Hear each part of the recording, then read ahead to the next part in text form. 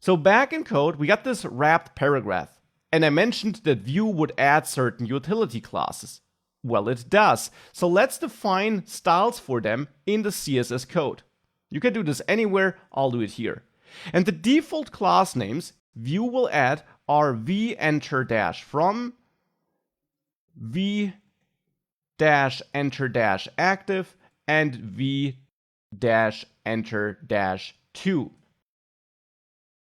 Vue by default will add these three CSS classes at different times, as explained, when the element is first added to the DOM. So in this case, when the paragraph is appearing on the DOM for the first time.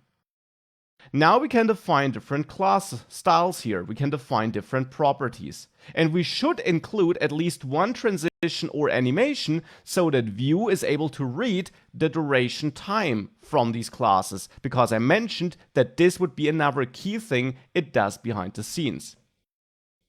Now in v-enter-from, you define your starting state.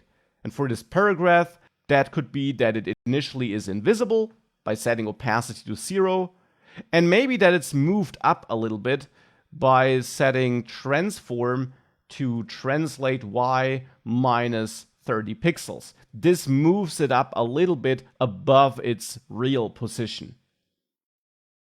In v-enter-2, we have the end state, so the final state we want to have at the end. And there we can have an opacity of 1 and set transform translate y to 0 to take the real position of the element it should have on the page. And v-enter-active is now the place where you, for example, add the transition CSS property to tell Vue to watch for all CSS properties that might be animated. So in this case, opacity and transform, which are the two properties changing here. Then you define a duration. That is what Vue will read. So what Vue will take to find out how long these classes should be added to the element. And then your easing function. And if you do that and you reload, you can click toggle paragraph and you have this animation for adding the paragraph. For removing, we don't have any yet, but for adding, we do. Well, and I already showed it on the slide. You have similar classes for removing.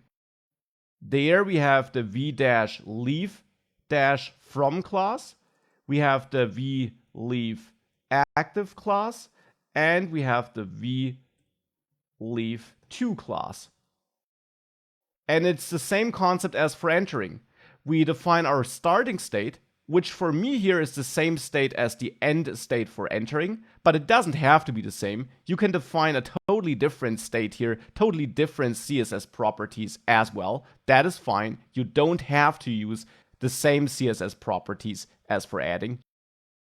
But here I'm doing it. In v-leave-to, I use the same state as I had for entering in my from state. Now it's the to state for leaving, making this invisible and moving it up a bit. Or actually, let's move it down a bit by setting this to plus 30 pixels, also to emphasize that you don't have to use the same styles as before. And for v-leave-active, I have the same transition setting here, but instead of ease out, I'll use ease in for a different easing function, which just controls how that duration is split across the different steps. And now if you save that and reload, we have an animation for entering and also for removing, like this.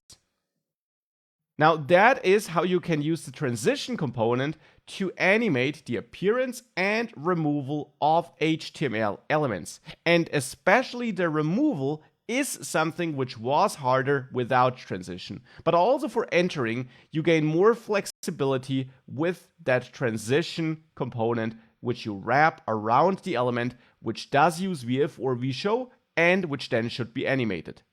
You don't need it if you're not having this VIF or VShow case, because if you just have something like the block in the first example, in the last lectures, you can just conditionally add and remove CSS classes as you learned it. It's just this added to the DOM or removed to the DOM case where you can't do that because the element is just not there, and that's where transition then helps you.